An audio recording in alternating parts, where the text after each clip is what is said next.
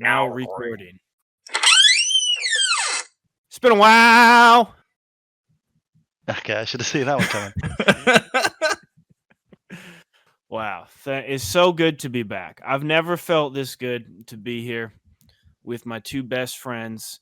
What do you mean? Craig back? And it's only been a week.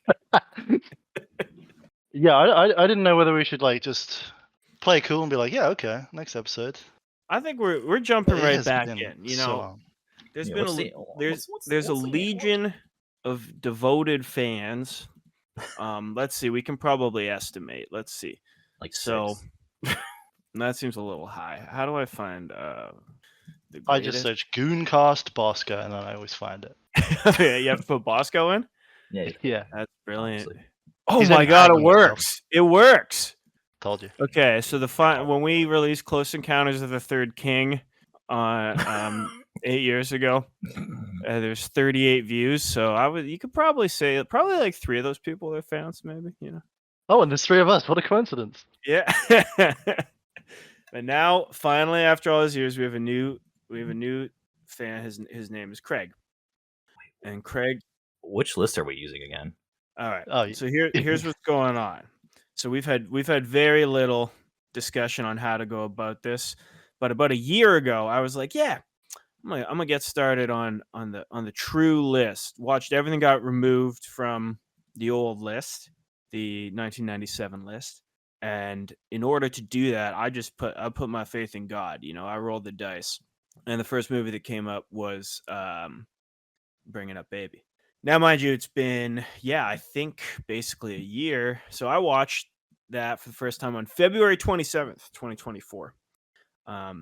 So obviously this is a very high budget production, so it took a lot of time to get funding and advertisers together, and that's why we're just recording now. What we will do after this, all bets are off. I don't know. We could just watch the ones that I'm watching currently. we should have kept the list of like actual like what we already watched. Guess who's we can sort the list out later. Time for our first segment. How do you think Morrissey would have felt the first time he watched Bringing Up Baby? So this is a problem. You're kind of creeping into my territory. Can you do the scripted thing I told you to say? That's going to come off like natural and authentic. Sorry. Before, hey Bosco, what were the new rules this season? Oh, the A Frank score. And it's, the A Frank score. So there's 4 categories for the A Frank score is could she watch this? Would she watch this? And did she like this? And then that's 3. Did she watch? And then did she watch this? That's the 4th one. But unfortunately, we don't know very well if Anne Frank can actually see a movie or what movie she actually saw. But we predict like if there's any records of it, we might know. But so far, no records exist. So this is the Anne Frank score or the A Frank score. Again, could she watch this? Would she watch this? And did she like this? So how can we do could she watch this? Well, could she watch this? Whether or not the movie was produced before she was born or after she died. So it has to be within that little area of what she called her life. It would need a wide release in Europe as well. Sure. Oh, there you go. There's some more. Yeah. And then would she watch this? Now, we don't know what she really likes, but I'm guessing this movie in particular, she probably would watch this. She wrote that whole diary. She didn't talk about what she liked once. Yeah, exactly. Right? And then now, would she have liked this? Another question. So we got to find her interest. There we go. So, Anne Frank was alive when this movie was released. I do not see an explicit mention of a European release, but during its first run, it lists the amount of money it made, including foreign markets. I mean, I looked up some old British magazines, and they were talking about it, but yeah, I don't know whether she would have seen it. Was Anne Frank? She was in Germany, and then she was in the Netherlands. Yeah. She was in the Netherlands. But only after she lived all the way up into the invention of the ballpoint pen. And then, so what year had the war started when this movie came out? Let's see, because 39, it's a bit of a coin flip here. Right, so I think. Oh no, it's 38. It's 38. We're good. If you're not Chinese, you were blissfully at peace when this film was released. It's Bosco. Can you talk about? Are you going to keep track of the Anne Frank score? Yeah. Can you figure out if she was Chinese to start? Wait, I suppose to actually keep track of this? Oh yeah, for sure. The Anne Frank score. We call it Han Frank. Let me get a spreadsheet real quick. So we can rank each movie. All right. This is good. I'm so proud of you for this great idea that I'm still very unclear on how it would be adjudicated. I think we need to rebuild Anne Frank in like character.ai. We feed Well, like how the the- diary into a Gen AI and we rebuild. Yeah, the and they're character. like, and they're gonna say Well, this maybe is Craig clearly can written help by with more that. than one person, and they're like, no, you can't say that. Maybe that's a good Craig idea. can help with that. What's this movie called again? Bringing Guess Oh, who's coming to baby dinner? Oh, bringing But who was the baby? baby. It was the leopard. is the leopard. How'd you not No, know the that? real baby was Katharine Hepburn, Yeah, you could argue that. and she was brought up.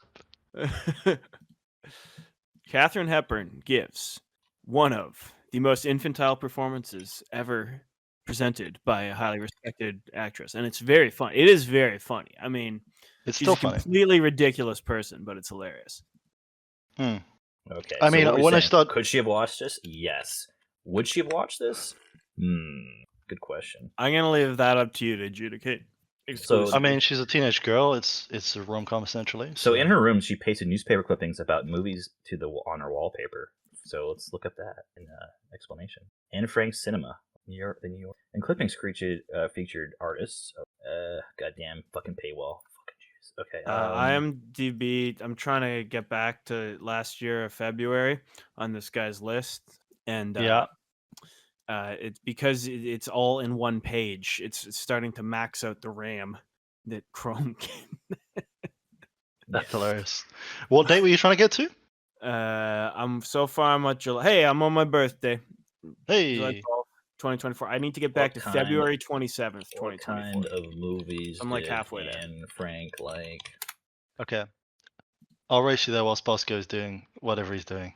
Yeah, I refuse to close any of my other windows. She was interested in teenage girl movies like Cinderella and Ninkonchka. What is that? So Is this I don't true know. or is this like a Google AI this is answer? what AI is saying. Yes. Okay, Nino Chanska. That's I know this one. That's the Oh no. That's this Nino Tong. It's a romantic comedy. But Yeah, with, Noam Greta Chomsky. Garbo. He wrote the book about the CIA. Manufacturing consent. It's a Greta Garbo movie where she's a Soviet woman in Paris. I forgot about that one. Yeah. Okay. Yeah. So I'd say yes. She would have watched this one. This is kind of a So rom com too. that's a 2 out of 2 so far. Would Then? she like this one? Now that's an opinion. We don't know exactly, but I would say knowing Anne Frank as thoroughly as I do, yes, she would like this. Did What she was her watch this? background? Was We don't know. Did she come from money? Yeah, she's a Jew. You know. Because part of the appeal of this is like. Oh, thanks, boss. No, Yeah. well, no, because remember, I the didn't reason why she- realize that was part of Anne Frank's deal before. I didn't. Is that why? So if I remember correctly, her dad owned a factory or some shit, and they were Oh, that living sounds familiar. and they were living inside like the attic of one of the properties he owned, and Uh-huh. one of the workers were keeping them. I don't know, some bribery or something, breaking them off. Okay. So so it's like there's a class comedy element to this, right? Because Wait, Anne Frank? no, Hepburn's character is high society, and your man is he's a part of the academic class, and it's like funny to see how they interact. So I think Anne Frank would have liked that. Yeah, I mean, it's kind of interesting how I'll just get into the movie. I guess let's just start talking about the movie. I think Is that we haven't been doing that yet? Oh no, my we've just God. been talking around the movie. I feel like we talk about Anne Frank for Christ's sake. Come on, man. Talk about whatever we want. It's a free Okay. country. Craig told me. Craig. All right, so basically, he's a bone doctor who can't figure out how to bone because his wife doesn't want to fuck.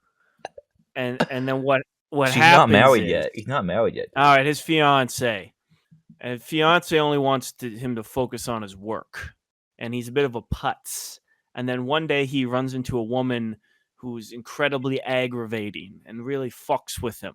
First with a golf ball, then a car, then his outfit, and then a leper gets involved. And there's a lot of slapstick and hijinks involving stolen jewels, a loose, damaged leopard, a Irish alcoholic gameskeeper, a big game hunter from Switzerland or some shit. And at one point, Cary Grant goes gay. It's very that was a good funny. question. Here's a point I have to make. When Yeah. he said gay, did he mean homosexual?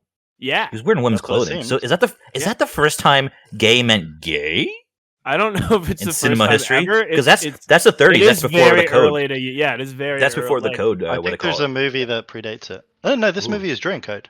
No, it's pre-code, isn't it? No, I think it's during code, and I think Code starts earlier in the 30s, yeah. yeah. So Yeah. I think Code is- So like part of the appeal of these movies, where they were the screwball comedies, the whole like banter back and forth was like a kind of flirtatious like titillation, which you could do under the code, His as goes opposed off to in like 1930, and it wasn't really rigorously enforced in 1934. So maybe. yeah, this is 38. Under- This is 38. There's This no is subtly ambiguity undercoded. there. I mean, it didn't do very well in theaters, you know. It didn't do very well in theaters.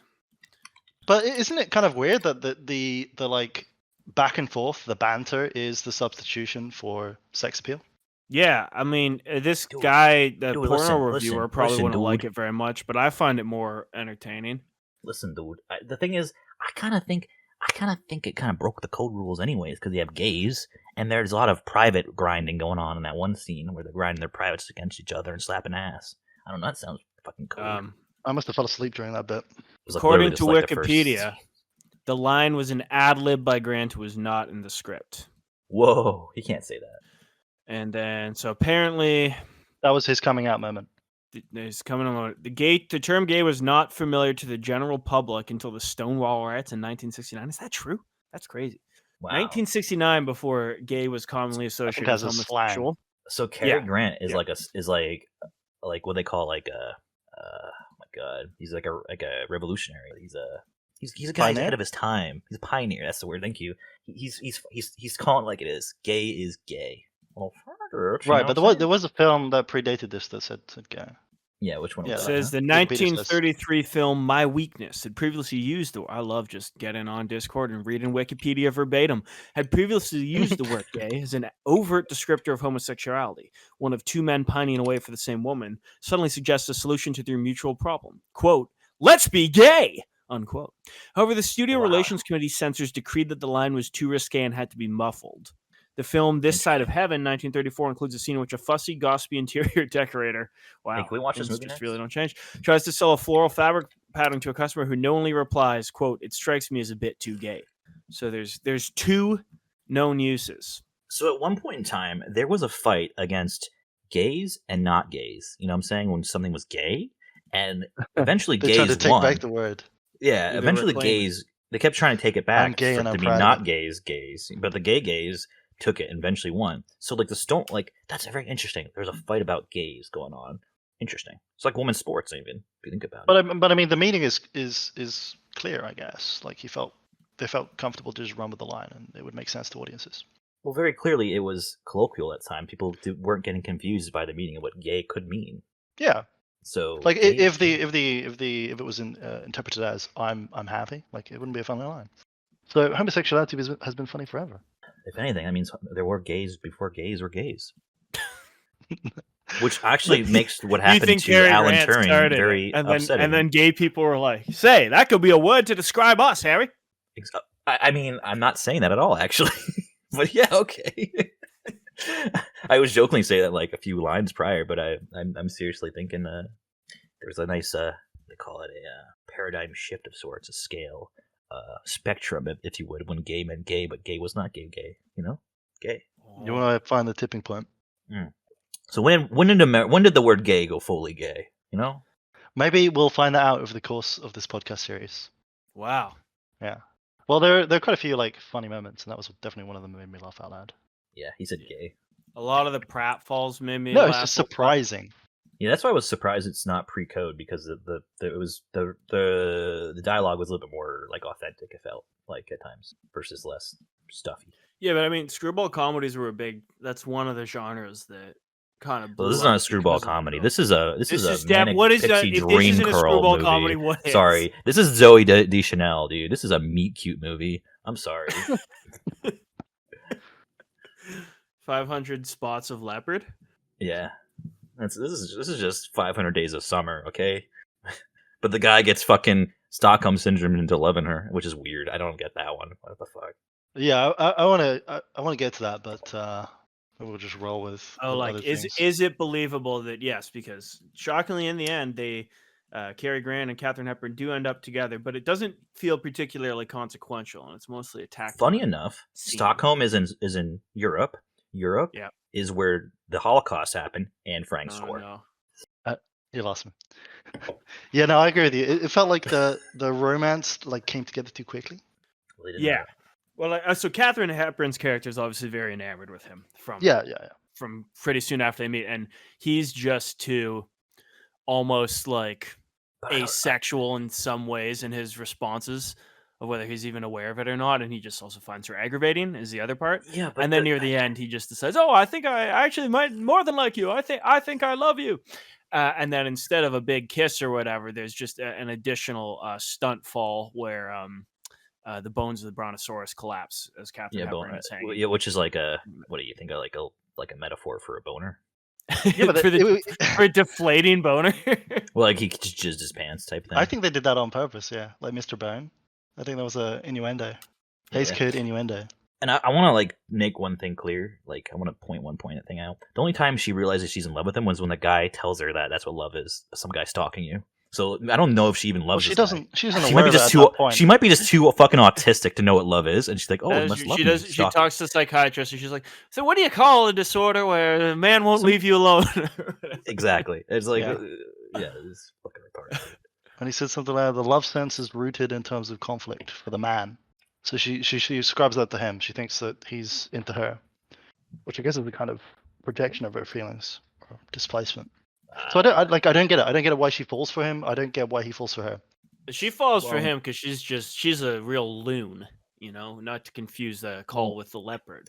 And then it is interesting because most of the appeal in the movie is based in the dialogue between the two characters, but you're never particularly invested in them getting together.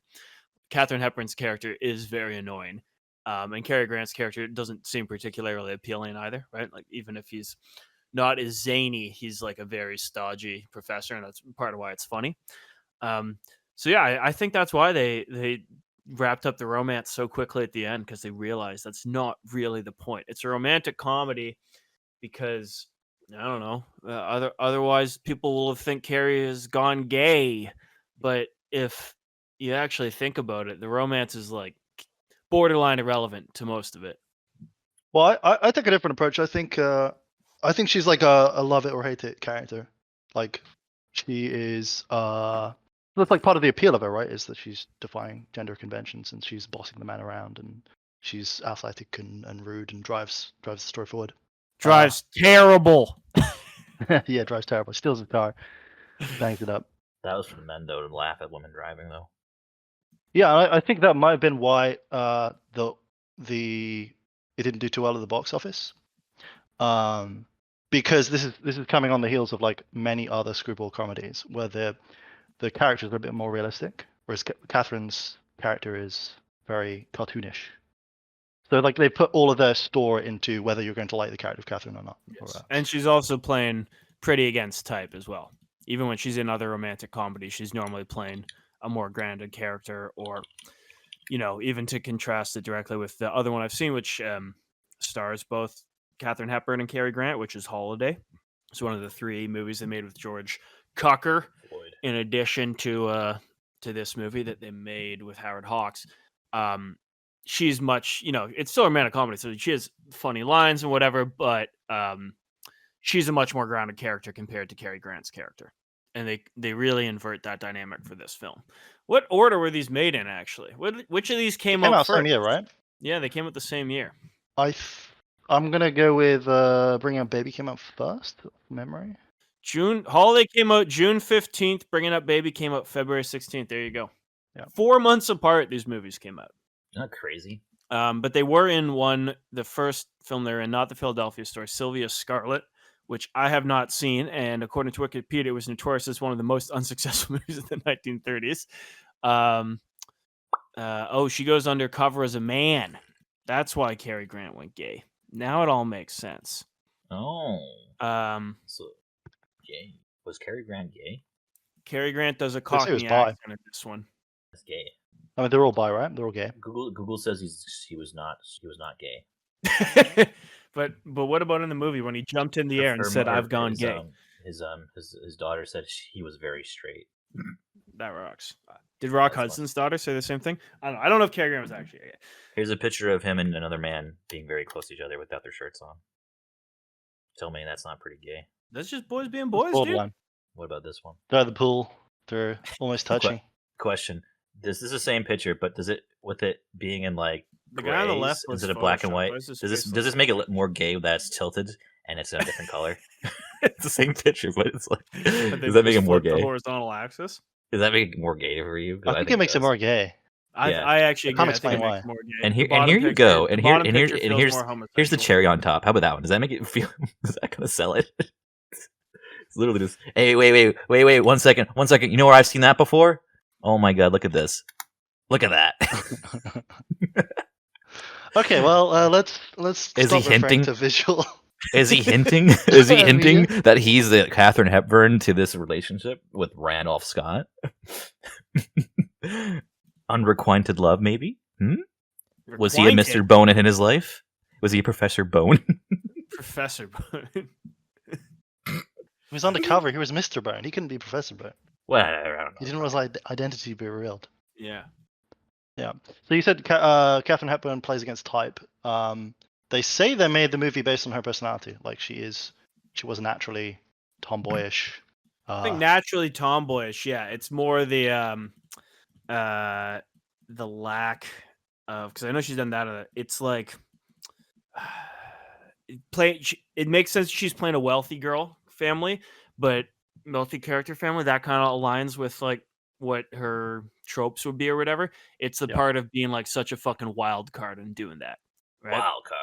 Like in Holiday, she plays much more. She's like the fun one of the two sisters in the wealthy family, but she's still much more grounded. You know, she's not going around just blowing shit up and, bringing a leopard places, prank calling Cary Grant, stealing his golf ball, stealing his car, etc. Yeah. So I don't know. I see Bringing Up Baby as like the screwball comedy turned up to 11, where they just like don't give a shit about realism and they just like make it a full satire.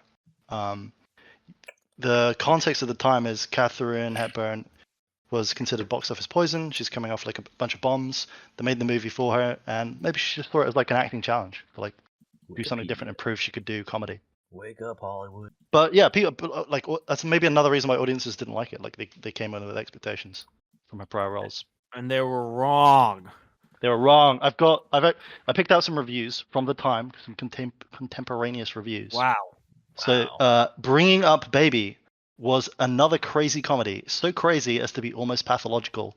Katharine Hepburn threw her Shakespeare to the winds and led the riot in this. Baby was a leopard, not Hepburn. The Hepburn's own personal ideas about how to play a heroine who never stops pouring out inanities and chases a scientist to the altar via another chase after leopards through wood and jail may not appeal to everyone, but some of them are good ideas, and she obviously thinks things out for herself.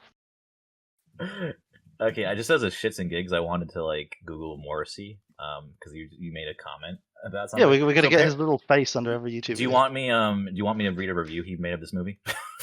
Morrissey did one. Oh my God, is this AI? I know. He so he lists on like he's not a review, but there's like a portrait of artist type thing. He lists like the films he likes, and on there is Bringing Up Baby 1938 for films he likes. I'm trying to find if there's a quote, but here, in case you want to fact check me, you fucking retards, because you think I'd lie to you. But there you go. There he is. The man who came to dinner. Yeah. Is that the noise? Okay. Oh wow, it is in there. It's on there. Yeah. It's incredible. This is one of his favorite films. That's what you're telling us. At least in 1983.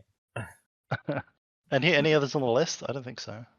I thought The Man Who Came to Dinner was Hobson's Choice I recognize, but I don't think that's on the list. That's like a very British film, isn't it? Yeah. I don't think I recognize a single one of those other films beyond that one. Christmas in Connecticut's got to be a Katharine Hepburn movie, right? Well, apparently there's always a thing in screwball comedies where like they hang out in New York and then they go to Connecticut for the crazy stuff. So we got to go to Connecticut to shoot on location. I do love that when he's trying to explain to his fiance what's going on and he's on the phone, he just goes, "No, I told you I'm in Connecticut and I've been indefinitely detained." Refuses to give any details. The mere fact that I'm in Connecticut should be enough for you to understand why I'm not making our wedding on time. That's weird. That whole thing was just... Yeah, but it felt like there were no stakes to it, right? Because like he didn't seem that keen on his assistant Alice. She certainly wasn't keen on him. There was no like, will they? Alice fucking won't they? sucks. Yeah, well, that's why you almost kind of take it for granted that him and Katharine Hepburn are going to get together. Yeah. At the end, Well, it's also because he's kind of weird too. He forgets. He's like, she mentioned something about like, I guess alluding to sex. He's like, oh yeah, we can do that too. The asexual aspect of him. The assistant? Oh, the fiance. Yeah, there's some mention of it. Like, Yeah. He pushes for it in the context of having a family, and she like doesn't want to do that. Now, David, you need to think about your work. Oh man. Oh, I just want to bump uglies. Yeah. Okay. Last thing. From contemporaneous media, I read a like women's article, and it was like from a female journalist, and she was like bitching about how she couldn't get men, so she took all her cues from female actresses. That's a great idea. And then she talks about Hepburn in Bringing Up Baby, and her conclusion is that like the character is disgusting, and that she's glad that the character acts like that because she would never be able to emulate that, or nor would she want to. Okay, great. Very well read, I guess. Like, so there's some kind of like obviously moral controversy to the character at the time. Well, this is back when video games were actually causing people to shoot up schools, you know? So like film back then were teaching women how to act. No, it's kind of the same like idea. Really? I'm serious. This was the original. What was Nintendo making in 1938 that was having kids shoot up schools? They were making playing cards. What was their little games? They had they had playing cards. They had like board games or something. They had playing cards. Nintendo 1938. What kind of stuff they make in 1938? They did not create video games back then, though, that's for sure. The top comment on Reddit and the first thing that came up, does there exist any information about Nintendo's activities in World War II? I'm not going to read the blurb, the initial one, but this is a really great Reddit comment. Not exactly what you're looking for, but related. Dubious. At the end of World War II, Kyoto was considered as a target for the atomic bomb, which was also the home of Nintendo. It wasn't until July 24th, less than a month before the mission, that they switched the target to Nagasaki. Secretary of War Harry Stimson appealed directly to President Truman, arguing that Kyoto was too culturally important to be destroyed. If Stimson hadn't visited the city in the 1920s, we might not have a Nintendo now. Good job, Reddit. You just really answered that question by just writing something fucking stupid. Who cares? Yeah, should have taken the question seriously. You know, but I'm starting to think maybe the atomic bomb was good because that's why we have Nintendo, right? I mean, there was an old joke back in my day where they said the reason why we dropped 2 bombs on Japan is so we can get the PlayStation 1 and PlayStation 2. So I like to go with that one. Yeah, I've just always traditionally thought it was bad because it gave us anime. Well, they always had anime. That's the thing. There was a tentacle porn. If you look at their old wood carvings. Oh yeah, like the one in Bert's office. Yeah, Bert's. Mad Men? Yeah. Okay, what do we like the film? Yeah, overall? I thought it's fucking great. It's funny. It's alright. It's really funny. I don't know. I think it was too long. There's a lot of good jokes and pratfalls. It's an hour and 40 minutes for reference. It's basically what you want a movie to be lengthwise. What about widthwise though? Widthwise, you know, you get a sense of the width. I guess my issue with it is that I was playing Hoi 4 because the Graveyard of Empire of the Graveyard or Graveyard of Empires DLC came out. You know what? Yeah. Well, so that has to do with. They didn't pay attention to the film. Did you bomb Nintendo? No, I played a lot of attention to it. The fact I got through it in one sitting is pretty. In the course, see, that's the thing. I thought this movie holds up well. Like modern audiences have shorter attention spans, but because the dialogue is so fast, like I think that's the dialogue was not my problem. With the dialogue was not with my problem was not with the dialogue. My problem was more with the one camera setup. I don't like one camera setups because it kind of. You like a multi-camera sitcom, so you wanted this to be shot kind of more like The Big Bang Theory, is what you're saying. Less so, but more like a normal film. I mean, that's probably the reason why they were able to shoot like so many movies in like a couple months' time because they only have one camera setups. But this one was famously delayed and famously over budget. Because it does well. I mean, she also because they had to shoot a fucking leopard and then get them in front of the green screen. Yeah. With the do you guys think the leopard was real, or do you think that was green screened in? Or do you think it was an animatronic from Anime Land, Nintendo? It was the best part of the movie. Why was there 2 leopards? Was it you think it was the same leopard, or is it like twice, or are there actually 2 leopards?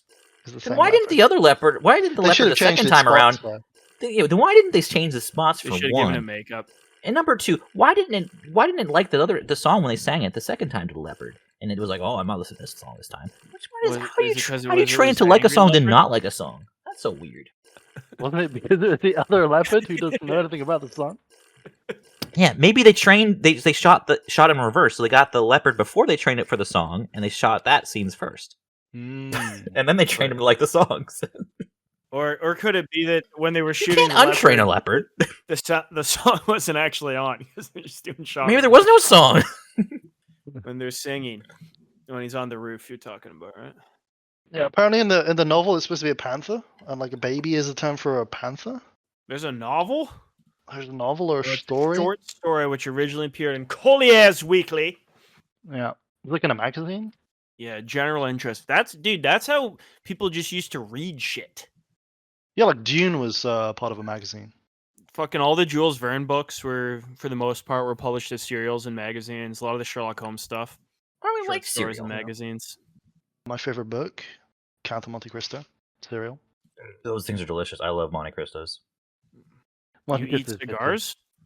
No, It's like the it's a sandwich with breakfast sugar on it. Yeah. You know the one. Oh. Yeah, so it's supposed to be a panther, but they didn't have trained panthers. They only had the trained leopard. They probably had some Black Panthers. Leopard meat pops off the screen, you know? A leopard's funny. Yeah. Yeah, because you can count spots. You can count how did you count the spots of the leopard in this film? I was thinking about it. I wanted to, but I was like, you know what? I don't want to because I'm going to have to count every leopard spots and see if it was the same leopard, and I didn't want to know that. Well, that's how you could verify that. Well, if you don't want to know that, why'd you ask us? Because I wanted to know if you guys knew. I don't want to know myself. I don't want to do the work. I want to make you guys do the lead work. Shit. Did you plug your fingers into your ears after When I was you asked? Yes. Did you not? I thought the leopard did a great job. Did it get I thought the credited? leopard did an amazing job. Did the leopard Big get fan of the credited, leopard. You should have gone Oscar. Should have got an Oscar. though? Bug roach. Yeah. Yeah. Overall, I like that. I've got a soft spot for these movies with their repertoire. Yeah, 'cause they said gay. Yeah. No, I also got a big laugh out of the jump cut to like the leopard going after the chickens, and they just cut to him in the car covered in feathers. There's some good jump cuts. There's also the one where it's pretty obvious it's coming, but when he's going, he finds out Susan's outside chasing the wrong leopard. He goes, "Susan, she'll be so completely helpless without me," blah, blah, blah, blah, right? And then they just immediately cut outside to her having already captured the leopard, and she's dragging it behind her. And then, but then it works as well. Like they flip the joke again. When she finds out it's the wrong leopard, all her like calmness and confidence in that flips again. Yeah, I don't know. There's a lot of good gags. Everything they do is fucking funny. A lot of good little lines. Why wasn't A there lot any of good black people in this stunts and film? goofs. They only had I Irish guess people. there weren't. Yeah, they made fun of the Irish, the totally real black people of America. Aloysius. Oh no, you're right. The animal, according to the cast, Nisa was the baby and the circus leopard. Who? Yeah. It was the same. It was the same leopard. Fact checked. True. Same leopard. Same leopard. Yeah. I've read the criticism that the jail scene went on too long. I guess I'd agree with that. It is funny. Rewatching it, I didn't realize how fast they get to each point in the movie, right? So, Yeah. If you think back over the plot of the movie, it's like, oh yeah, well then they go to the house and they get to that house up in Connecticut by like 20 minutes in, if not faster, right? And same with like the jail. It's like, oh yeah, the jail. This is like the end of the movie, and there's still like probably 25 to go once they get to the jail. They cut in and out of it a little bit, but yeah, the way the narrative of the plot like doesn't always line up one-to-one with your expectations for how long the scenes will actually be to deliver that amount of plot, which is fine because it's not about delivering plot, it's about delivering gag jokes, and it's funny. What else? Okay, so I got the list. I watched a few other movies by Howard Hawks, contemporaneous roughly, Mike Cock. which is the director. We've talked very little of the director, mostly about the stars. And so the two films I watched by Howard Hawks directly prior to watching this last year, I did not rewatch these two, were To Have and Have Not and Only Angels Have Wings. Have either of you guys seen either of those? Nope. Nope. I'll tell you really quick. To Have and Have Not is basically they were like, what if we just did Casablanca again, but in Martinique?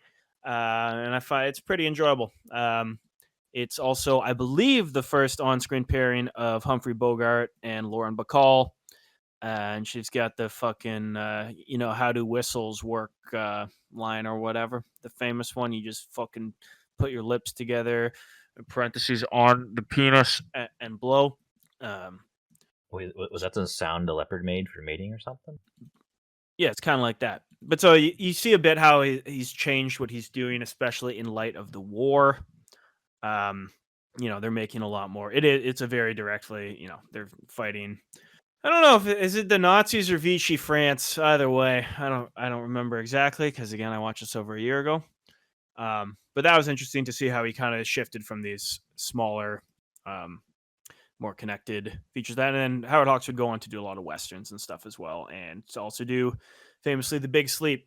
The adaptation Raymond Chandler's Big Sleep, which also stars Humphrey Bogart and Laura Bacall. And then the other film I watched is Only Angels Have Wings, which was his film directly after this, which also stars Cary Grant, and which is very interesting. So it's not as funny a movie. There's some funny lines, but it's mostly about the most impressive part of the movie is that they are shooting real planes in 1939. Wait, what? Yeah, so Real it's planes. Oh, he did Wings? Oh, Wings is a great movie. Only Angels Have Wings. Wings. Wings, the spinoff of Cheers. California. Cary Grant is good in this, but they kind of give him a weird thing. So it again has a romance at the end that you did not feel particularly invested in, and feels like right at the end it's like, oh yeah, the romance is the central part, and it's not even really the central relationship. You could argue in that movie, Cary Grant's relationship with both his boss and his co-pilot, or not like I don't know, one of the other experienced pilots on this mail delivery air company, who's played by Thomas Mitchell, who you might remember from Stagecoach. Him and Cary Grant's characters' relationships are more important. And then at the end, this girl who's kind of just been around the whole time ends up with him, and he's kind of a dick the whole movie. Like, she doesn't have a lot going on. She's very much like not as much of a character as Katharine Hepburn's character, in that she's mostly just there to be like, oh, I'm in love with Cary Grant, and do some other things as permitted. And Cary Grant is just kind of a dick. he's mean to her, but it's not always funny. Like, he's supposed to be like, I'm a hard ass. I got to get kind of the missions done. Like, this is the most important thing or whatever. But yeah, it also very similar to this movie. How come Howard Hughes, when he's old, looks like Jordan Peterson? Well, we're talking about Howard Hawks right now, but that's nice to know. Well, Hughes financed You mentioned movies, right? Only Angels Have Wings with their live planes. I was trying to remember what movie Howard Hughes did that came out like 10 years earlier that used planes, and that's how I got to that kind of thing. Nice. I was like, is that the same? Did you figure out which planes movie Howard Hughes did? Yeah, it's called Devils, Hell Devils or something. Okay. Hell's Angels? 1930? There we go. I found it for him. Yeah. But yeah, so it and I think a big thing that makes a difference in overall lasting impression is that the romance feels like more of the point of Only Angels Have Wings, because it's a more serious film. Whereas the flaws in the believability and the satisfaction of the resolution feel less pronounced in Bringing Up Baby, because in that film, it's mostly about making you laugh, and the romance is a bit of a sideshow. I was gonna segue into, speaking of films we want to watch. Oh, the next film is, and then oh, we can have the production meeting of how we pick the next film. okay. The production meeting of how we pick the next film. Here we go. Uh-oh. So this is live. Okay, so basically, depends on how often you guys want to do this. If we're gonna do it, I'm basically watching one of these a month. Okay, Tuesdays is the provisional day. Ben Hare's the next film. And until next time, Susan, you have to get out of this apartment. I can't. I have a lease. Goodbye.